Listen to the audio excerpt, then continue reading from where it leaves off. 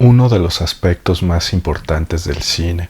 del cual pueden beneficiarse tanto la dimensión económica como la artística de este medio audiovisual, es su capacidad para hacer que el espectador sienta como propias las aventuras, triunfos y fracasos de los personajes que ve en la pantalla, posibilitándole presentar como protagonista de sus historias no solo a personas, sino incluso objetos inanimados como globos o, en el caso de EO, animales.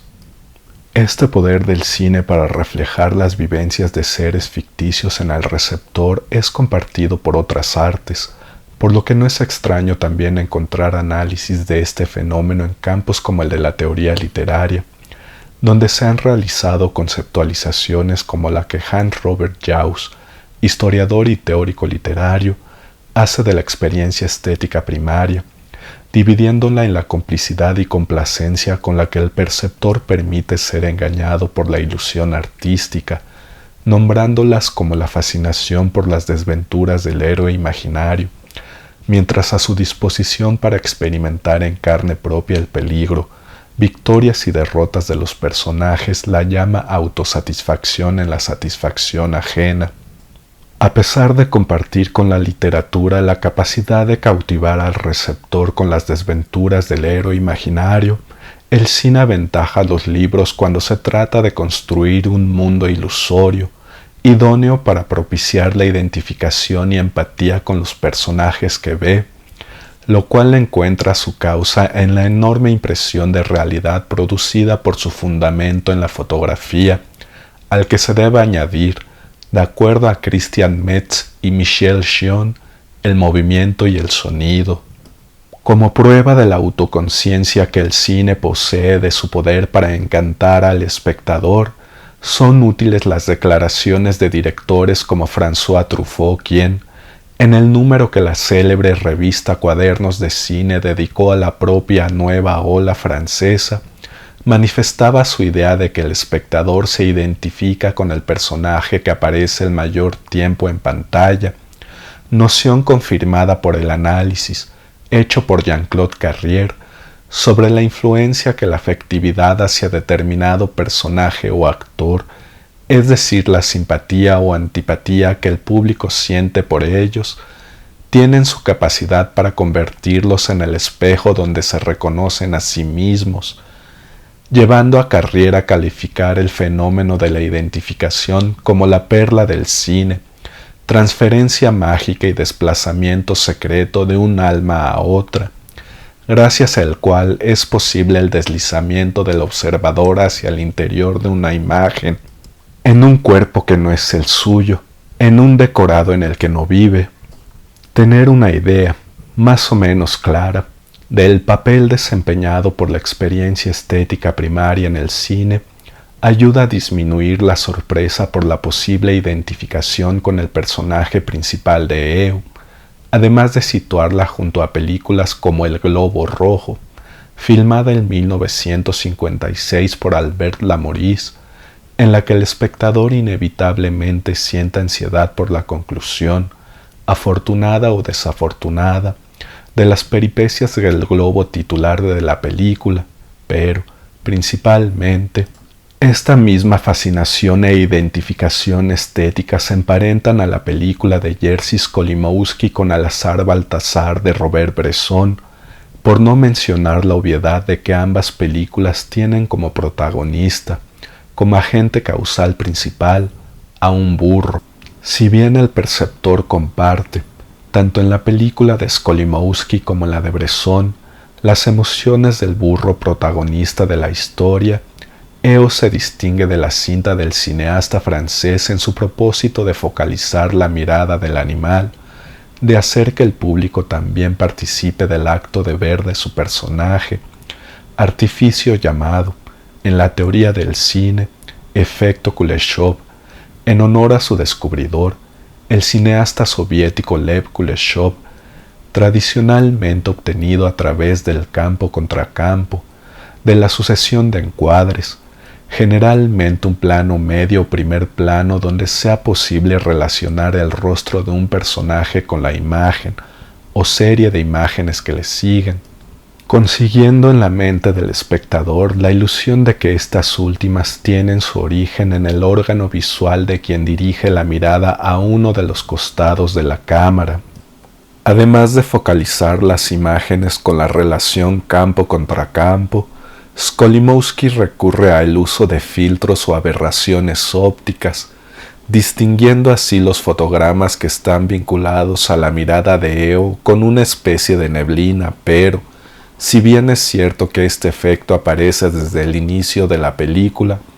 cuando el animal es rescatado por unos activistas, no hay algún tipo de encuadre de su mirada que le preceda o suceda sin un salto en el tiempo o elipsis, sin separar las imágenes haciendo que formen parte de distintos segmentos o sintagmas fílmicos, impidiendo de esta forma al espectador enlazar esa sucesión de imágenes mediante el efecto Kuleshov. La ausencia de articulación entre encuadres concebidos con el filtro nebuloso y los que carecen de algún tipo de efecto podría tener como consecuencia la ruptura del efecto ilusorio, eliminando la fascinación del receptor por el mundo imaginario escenificado para él, pero Skolimowski recurre hábilmente a otros cambios sensibles en la imagen para subjetivizar los fotogramas de su película. Un buen ejemplo de esto es el empleo del alto contraste, de la separación excesiva de luces y sombras, así como de la ralentización o cámara lenta durante las escenas de los caballos trotando en el establo, infundiéndoles un aire de ensoñación únicamente atribuible a Eo o, en el caso de no suceder esto, la atención que el espectador dirige hacia la construcción de la historia sería sustituida por el deslumbramiento ante el virtuosismo cinematográfico desplegado frente a sus ojos, algo también visible durante el traveling a lo largo del sendero iluminado por una serie de focos al inicio de la película, en el que la cámara parece deslizarse sin depender de algún personaje, hasta el momento en que la compañera de acto circense de Eo sale de su remolque para entrar a cuadro, evitando así una ruptura excesiva en la coherencia del universo social presentado por el filme y la subsecuente sacudida a la inmersión del observador en él, que lo arrebataría de cualquier identificación emocional conseguida hasta ese punto. El admirable oficio técnico que Jerzy Skolimowski dedica a las imágenes de su película, el preciosismo visual presente en la mayoría de sus secuencias, también la distingue del azar Baltasar de Robert Bresson, pues el cineasta francés, tal vez intentando ser fiel a la religiosidad que lo animaba en ese momento, decidió infundir a su cinta un ascetismo estilístico a través de un sobrio blanco y negro, carente de un contraste excesivo,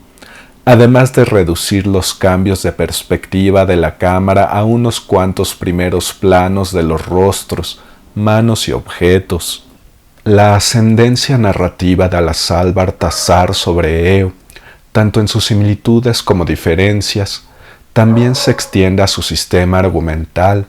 a los anuncios, llamadas, vueltas atrás, omisiones y escamoteos con los que Skolimowski omita al espectador cierta información de la historia, negándose a proporcionarle un conocimiento completo y adecuado, el discernimiento pleno de lo que ha pasado con los personajes antes y después de su aparición en la pantalla, procedimiento argumental establecido desde la escena de apertura del filme, cuando se observa el burro tendido en el suelo, mientras una chica grita su nombre y una luz roja destella intermitentemente, aumentando la incertidumbre y ansiedad del receptor por saber qué sucede, qué fue lo que ha sucedido y qué va a suceder, llenando inmediatamente después algunas de las lagunas cognitivas establecidas en esa escena inicial, pues se da a conocer que la chica es la entrenadora o compañera de Eo, pero también se dejan sin resolver interrogantes, como si la causa de que el animal estuviera en el suelo fue debido a un accidente o era parte de su acto circense. Otro aspecto donde la influencia, Por no decir el homenaje de Eo a Eleazar Baltasar es demasiado evidente, es el paso del burro por distintos dueños o seres humanos que lo utilizan para el trabajo o cuidan de él. Pero si bien Skolimowski busca homenajear la película de Bresson reflejando su estructura, al mismo tiempo desea separarse de ella dividiendo su película en episodios, mientras que Bresson solo entrelaza 4 líneas argumentales secundarias a la principal de Baltasar, entretejiéndose, acercándose y distanciándose durante todo el filme.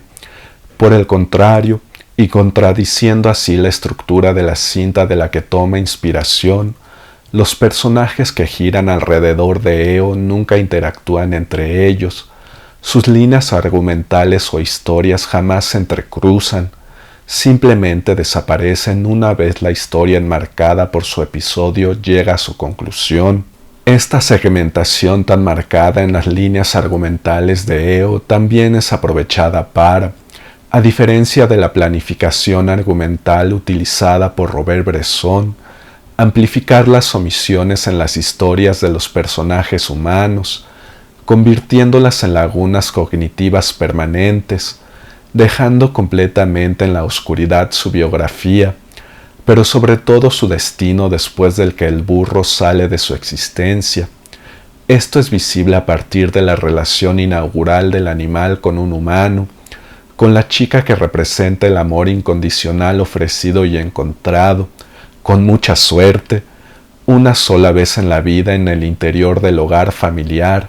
quien sin embargo se ausenta durante la totalidad del segundo episodio para reaparecer al final del capítulo de la granja de animales terapéuticos, desempeñando la función de agente causal que permite el paso al siguiente segmento de la película, provocando el escape de Eo de su corral, esfumándose definitivamente después de hacer esto, sin que el espectador conozca cuál fue su fortuna o, peor aún,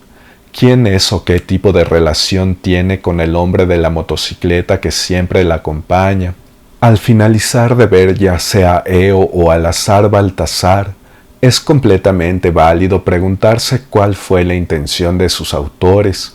dejando de lado el problema, discutido desde los años 60 del siglo pasado,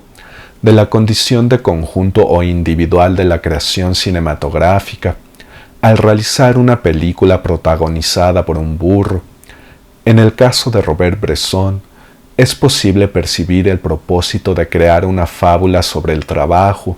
donde el tránsito de la bestia de carga refleja el paso de la inocencia y despreocupación del grupo familiar a el yugo del trato con distintos empleadores, algunos benévolos, otros crueles, siempre comparando el sufrimiento del animal con las desventuras de su dueña y su padre, extendiendo la autosatisfacción en la satisfacción ajena